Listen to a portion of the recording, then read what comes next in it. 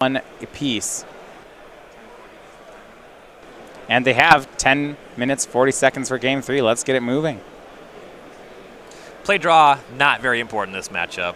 Honestly, No. if I got this pairing, I'd strongly consider taking the draw. Turn 1 Serum Visions for Kazu. 9 and 2 for Nick Moore. Kazu Negri 8, 2 and 1. Remember, we're thinking that it is 3 and 1. It's going to be what it takes for top 8. Nick on a 6-card hand this game. He goes turn 2, Rest in Peace. I'm going to call it a 5-card hand because of that Rest in Peace. Well, stop search from Azcanta Forever Transforming, so it was somewhat of a removal spell. Sure. Interestingly, Nick's a 2 Snapcaster deck, whereas Kazu is a 4 Snapcaster deck. Yep, you shut off Snapcaster in a sense. It still is a creature you will have to deal with inevitably. The Search for Azcanta also generates non-zero value just as scrying every turn. It does. The longer the game goes, the more effective having something like that is. Yeah. See, immediately for Nick, he's going to make Field of Ruin and then Serum Visions. Knocks Kazu's Steam Vents off, and Kazu actually just gets an island. So he has 5 basics total in the deck. So right now he seems to be happy to be off red mana. Yep. Path to Exile goes away. Kazu draws a different spell. Draws a land, says go. Yeah, you keep some number of paths in because you don't want to just get run over by a Celestial Colonnade. There's also Vendilion Clicks available, though you can Lightning Bolt those ones. And step Snapcaster Mage from Kazu. I feel like at this point, Ryan, the Rest in Peace has earned its keep between making Snapcaster into a 2-1 and Search just into a Scry machine. Both of those are still cards that do something, but they don't feel like full cards. Is it fair enough to say that Rest in Peace hasn't earned its spot yet? It's mostly that you have some cards in your main deck that are just horrendous. Your Supreme Verdicts, your Settle the Wreckage, your Sure. Wrath of God. That stuff's all got to come out. Rest in Peace, I think, is pretty mopey in the matchup. I've played a lot of these Snapcaster decks against the blue decks with Rest in Peace, and just casting Snapcaster forces action inevitably, so I don't mind it too much. All right, big play here. Nick sacrifices Field of Ruin. He goes to target one of Kazu's lands. In response, Kazu casts Wear Tear on the Rest in Peace. So now Azcanta's working again. Yeah, because the Rest in Peace is no longer there, because we responded to Field of Ruin. Kazu also set up with 2 cards in his graveyard, building towards that Search for Azcanta transformation. How do you like this strategy? Nick's using his Field of Ruins very aggressively on Kazu's lands, not holding them toward anything like Colonnade. Colonnade is not of tremendous consequence.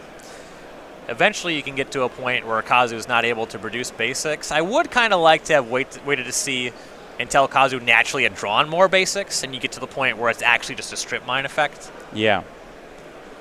Nick makes Wall of Omens. Land 5 says go. Snapcaster swings into the Wall of Omens. Good block by Moore. I guess from Nick's side, he's already used 2 Field of Ruins. One of the reasons we might have seen him start off with these is just because he doesn't want 3 colorless land in play. That's true, yeah. You do need to be able to cast your spells. This is in response to Vendilion Click. Kazu's going to crack a fetch land. I would hope for a non-basic. Yeah. I want to say Vents. that I saw an Electrolyze in the holdings, which is an excellent response to Vendilion Click. It is. And originally I think the Electrolyze could have hit the Wall of Omens, but now he'll go 1-1 with the Vendilion Click. It's much more strong. Yep. His hand, let's take a look. Cryptic Command, Serum Visions, and a land. Pretty reasonable holdings. Kazu, pretty far from the point where he can cast 2 Cryptic Commands in a turn, though because the card is so powerful, it's pretty reasonable to take 1. And Moore does. Draws an Arid Mesa. That's definitely a trade down. You would have rather have had the 2nd Cryptic Command. I don't see where Nick goes from here. Looks like Gideon of the Trials with Logic Not Backup. But Logic Not Backup's a little sketchy. He only has 1 card in the graveyard. It's not really a counterspell yet.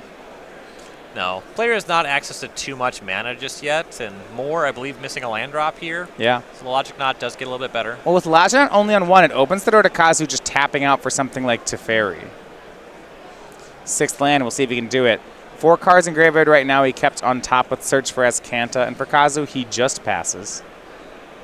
1 Cryptic Command. Both players know about it. Yep. No reason to play into that one. And Nick will use Gideon to attack. Disconnects, Kazu will go to 11. And it does. It is still a pretty mopey damage source because Nick's on blue-white as opposed to Jeskai. You can take some hits from Gideon, and they're of very low consequence. Looks like I have an end step attempt at a cryptic, which Nick will negate.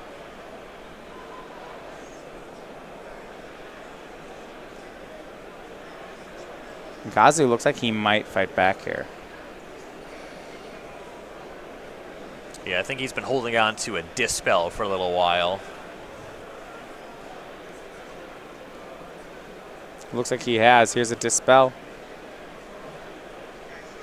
Logic not back from Nick. Has to exile for 2, and that's going to work. So Counter War is won by Nick. Kazu untaps, but 7 cards in graveyard means he may now transform as Kanta. And getting rid of the other search, that's a pretty good one to flip over, too. Yeah, see, I'm always the other way. I always bin a card when I play with Search for Azcanta, and then I draw my second search as the one under it. And it's like, man, yep, did that wrong. For that reason, I frequently sideboard out the second copy. Oh, God. I might be going a little far. That's so terrible. Oh, no. Speaking of terrible, activation of the search. Kazu misses. It missed. It's all lands. Yeah. At least you're not drawing the lands. But what I like is that Kazu's now, speaking of lands, look, he has 8 in play to Nick's 5, and we're in a control mirror. That's huge. Yeah, as long as you keep up on cards in hand, it means you're going to be winning most or all of the counter wars. Yeah, keeping on cards in hand, keeping on clock matters too. Now, fortunately for Nick, he's got his last 2 Field of Ruins in play, and I don't think that's going to matter. I don't really expect Kazu gets to untap with Azcanta. Yeah.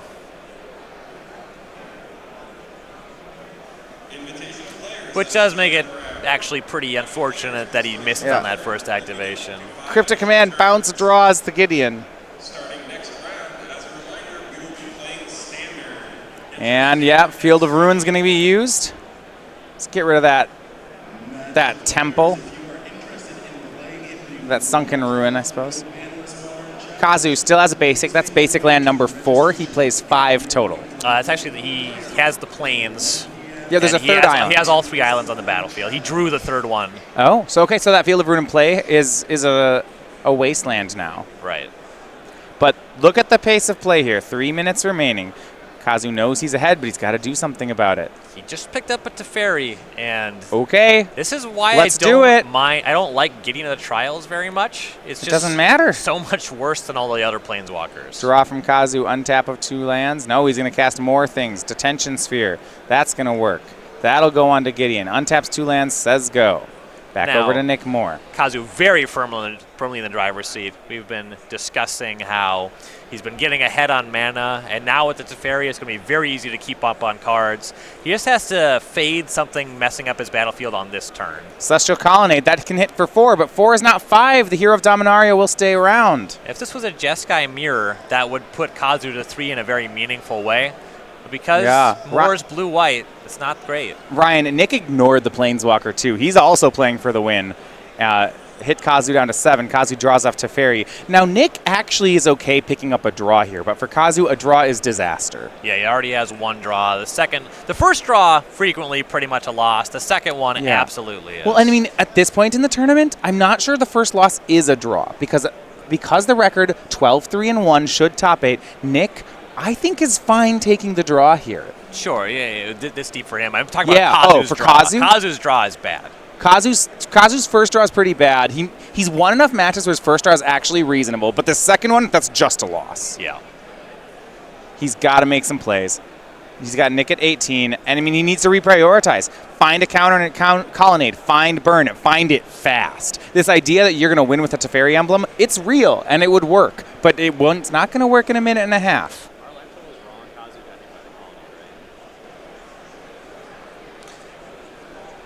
Yeah, you do want to go for that win.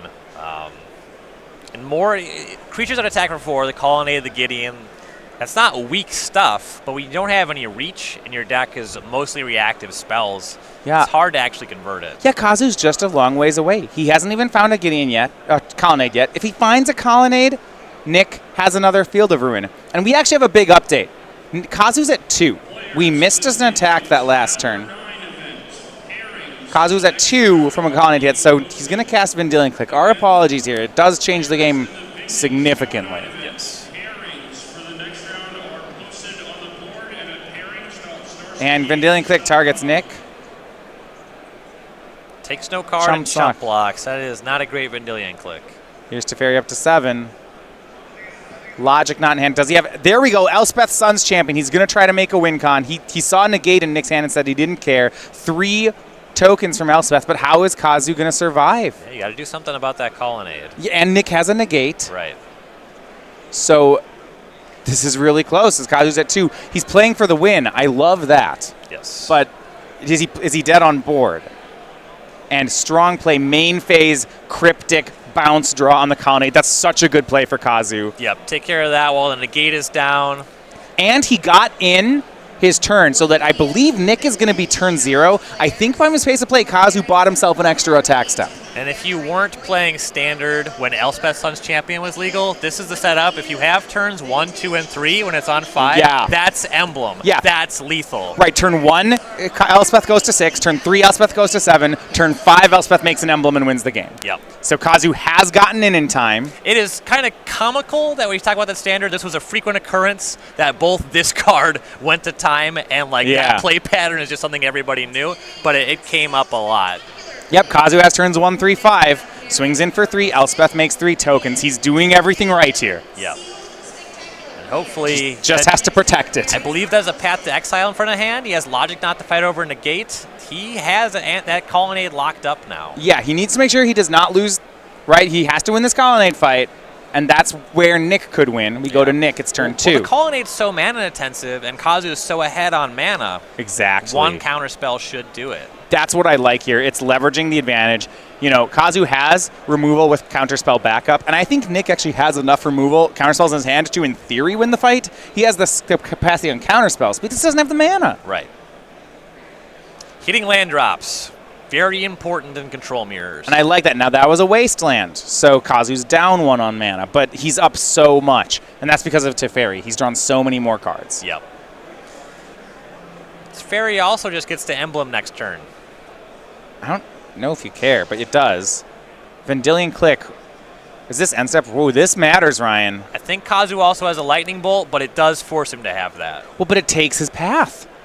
Oh, yeah. You have to miss that trigger. Yeah, you probably have to logic knot this, actually. But if you logic knot it... Then you open yourself up. You can lose to negate. More needs a land drop, and if you pre-combat it, the colonnade has to tap, so you're still good for that turn. Right. So, okay, so what it is, say Nick draws a land. What Kazu has to do is time... I'm going to walk through what you said because it's really important. Yep. Nick activates colonnade. If Kazu wants to path it, he needs to path it before combat. So that if Nick negates, he says, fine, you negate, but your colonnade's tapped. Right. Once it's declared an attacker, tapping it does not do anything to remove it from combat, but if you get it before it's declared an attacker, tapping it stops it from being able to be declared as an attacker. And Nick drew the land, so let's see if Kazu can time this right. Yep. If he misses this, it's the game. Right. He should have it with correct technical play here. Nick activates colonnade. Kazu, don't let it attack. And it looks, see that hand motion. Before attacks, path it. Love this. Negate. Yep. That's no fine. attacks. Boom. Go. Turn 3. Well done from Kazu. He is following the blueprint here. Now he does need to have an answer to the colonnade now, but Teferi makes that relatively easy. We get emblem there. Teferi makes an emblem, but can he draw a card? Yeah, I think that's second Teferi for a little bit now. So second Teferi, plus draw a card. Now with that Teferi emblem, exile your colonnade. Yep, easy. And he's shaping up. Remember to plus that Elspeth so we can get our emblem next turn. Swings for 6. Elspeth to 7. Nick's at 8. Gets to untap 2 lands. He doesn't have any more counterspells, but I don't think there's anything that deals 2 damage. Turn 4 is going to be Nick's, and what a game from Kazu Negri. Theoretically, he'd have to be able to fight over a cryptic command here to tap down his attackers. Yeah, absolutely. Spreading Sea is a pickup for Nick. That will resolve, I think. Yep. Yeah. Land, question mark for Nick. Is he dead? Did Kazu do it? This does not look like he's going to have a cryptic, so I think another Kazu Spreading Seas? That's sure. Yeah, forget about that. That's not part of this game. And look at that. Turn 4. Looks at it. Tapped land. It's a colonnade. Says go. Kazu's got turn 5. And that paced it right, played it right, drew it up, made an Elspeth, shipped with 2 seconds to buy himself this extra turn. Has a counterspell in hand, a dispel in hand. Exiles away Nick's blue mana. This is going to do it. Yep. 9, 2, and 1 going into standard after he makes the emblem. And there you go, Kazu Negri. He's going to go live for top 8 moving into the standard rounds. What a good show with Jeskai.